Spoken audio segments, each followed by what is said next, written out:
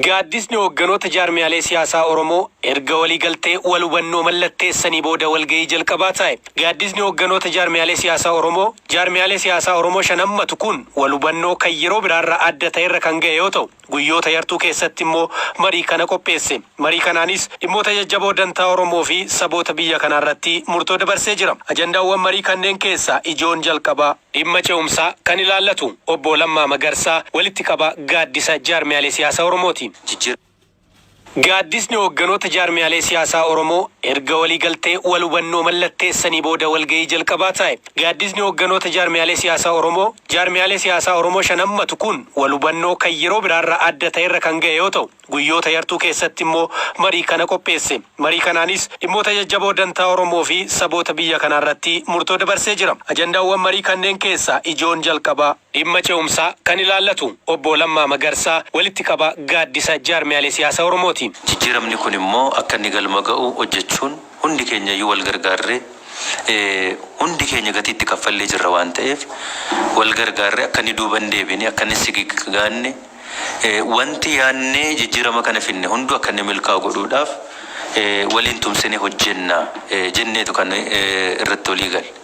Jijjiirama kana keessatti jijjiiramni kun qabsoo saba Oromootiin qabsoo sabaaf sablammii biyya kanaas keessatti qooda fudhatee dhufe abbummaadhaan garuu qabsoon sabni keenya gatii guddaatti kaffalee jijjiirama fide waan ta'eef jijjiirama maqaa otoo hin ta'in kana keessatti gaaffiin saba keenya akka inni itti deebi'uu danda'u, gaaffiin bu'uuraa uummata keenya akka inni itti dhugoomuu danda'u taasisuun hojii guddaa nurraa eegamu waan ta'eef waliin hojjechuutu nurra jiraata jenneeti. Tokkummaan Oromoo fi qeerroo Oromoo abbaa irree mancaase ititee itti fufuu qaban dhimma jabaa kan birooti. Profeesar Mararaa Guddinaa. Jaarraa 500 asitti akka sabaatti akka saba guddaa biyya kanaatti kan inni of mul'isaa jiru. Tokkummaa isaatiin ijaa ta'ee fi tokkummaa kana kunuunsinee jabeessinee utumnee akka ittiin laga ceenu hundatti dabarsuun barbaadaa. Kanaaf hojjechuu calqabne irraa sabni keenyas dargaggoon keenyas beekaan keenyas nu duukaa dhaabbatee kan akka nu gargaaru dhaamsa dabarsuun barbaada. Tokkummaa saba keenyaa gubbaatti olaantummaan hojjechuun nurra jira. Tokkummaan lammataa immoo kan nuti kan dabarsuu barbaadu tokkummaa qeerroo keenyadha. Yeroo baay'ee akkuma dubbadhutti warra galma miliqees Oromoo warra galma miliqees kan achiin ga'e nu warra mana hidhaa tures kan mana hidhaatiin nu yaase warra ala tures qeessaatti biyya isaatti kan galche humna qeerroo kana. Kan bira nagaa biyyaa fi saboota biyya kanaati. Birgaadeer Jeneraal Kamaal Galchuu. Egaa fedhi saba keenyaa akka guutamu hin barbaannoo ta'ee yeroo hunda dhimmi nagaa murteessaadha. Yoo nageenni hin jirre ce'umsi barbaannu kun bakka barbaanne ga'uu hin danda'u. Teennee waa'ee nagaa kanaa maalirraa hir'atee maaltu guutamee jennee safarree waan hir'ate guutuudhaaf hireeka namaa kennu yoo nageenni jiraateedha jechuudha. Nagaa kana mirkaneessuudhaaf wanti barbaachisu guddaan bilisummaa yaadaa walii kabajuudha. Yeroo baay'ee walitti bu'iinsi kan dhufu haqa walii beekurra dabarree haqa walii ugguruu yookiin immoo haqa ofii humnaaf karaa maleedhaan hojiirra oolfachuudhaaf socho'uu keessatti rakkoon nagaa qabuuraa'u. Kun lamaan miizana isaa eeggachuu akka qaban yeroo hunda gaafii nuti qabnu gaafii guddaadha akka Oromootitti. Saboonni biraallee gaafii qaban kana nu hubannaa jechuudha.